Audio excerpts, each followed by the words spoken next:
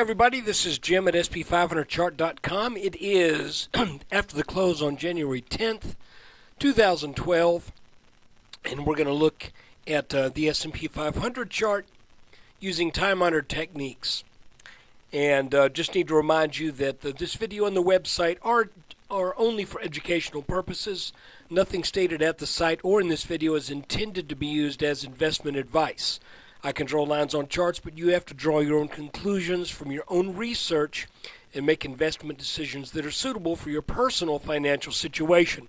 I'm not a licensed financial professional. I'm just a guy that draws lines on charts.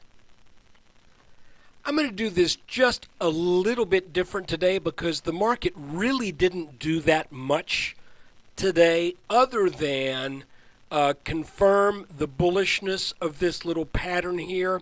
It's not an inverted head and shoulders, but it's got that little dip shape, and you can see what I mean. It's almost like that little V shape that an inverted head and shoulders has.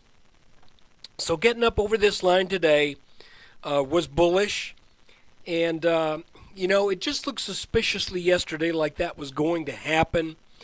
Again, the market serves us a gap up, making it difficult to trade this. But that's the way this doggone market has been for months now.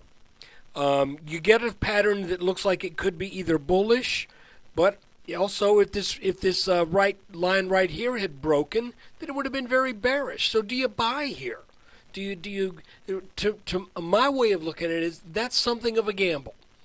And I've missed a bunch of these gaps up, and it ticks me off, not up. But that's the nature of it. There'll be more good setups.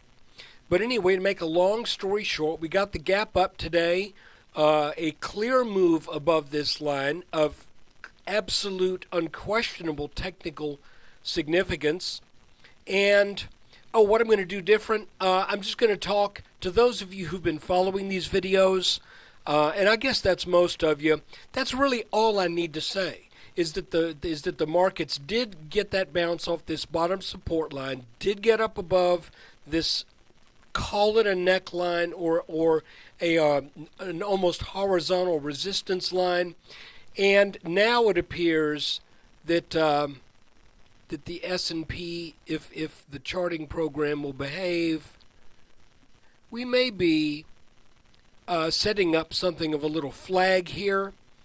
We will know more about that tomorrow, whether or not that happens. In this bottom line, we don't know where it might be.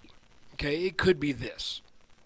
But it looks like we got the gap up, and now the S&P spent all day consolidating sideways, leading me to the general conclusion that indeed this market looks poised to head up to test this top line and possibly even this cluster of resistance right here between 1312 and 1315. That might seem a little aggressive, but gosh, you look at this chart and you realize right now the S&P is above all support, and the only real trend line resistance areas that I can see on this chart all kind of congregate right now up in this area where I've just drawn this circle.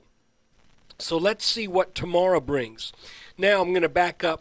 In case any of you have not been following the videos, those of you who have been, you are dismissed. But those who have not been following the videos, I want to show you also what appears to be an inverse head and shoulders consolidation that formed throughout the month of December and is November and December. And you need to be aware of this because this is pointing to a move that, if it comes to fruition, would challenge that 1370 high from the spring of 2011. I know a lot of folks are very bearish right now, and there's to be honest with you, there are reasons technically to be bearish. But the way it looks to me is that this is an inverse head and shoulders, and folks, I think you got to respect that. I think you got to keep that in mind. I don't think you can say to yourself, I'm counting on this pattern right here failing. I don't think you can say that. You could be aware of the fact that it could fail because there's some serious resistance that this market has to overcome to get to 1380. This line right here is really important. This is the line that is drawn over the 2007 fall highs around, what, 1570 something? And I'm going by memory. And then the spring highs of 1370. That should be a tough line to get over. But if it does, then 1380 looks to be in the cards according to this pattern here.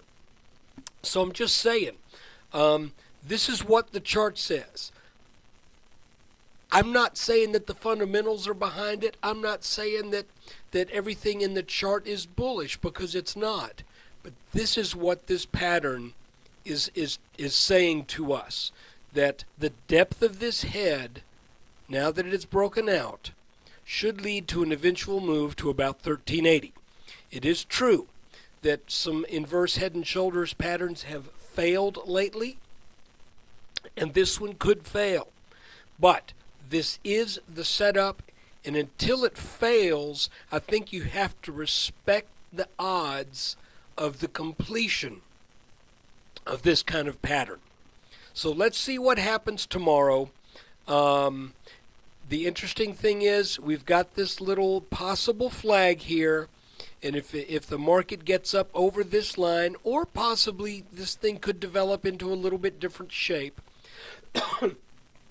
But for right now, excuse me, this is looking like a pennant or a flag that would probably lead, if it breaks up over this top line, probably lead to a pretty significant upwards move to tag either this line or to get up into this cluster of resistance that right now, if we extend this line, is in the low 13 teens.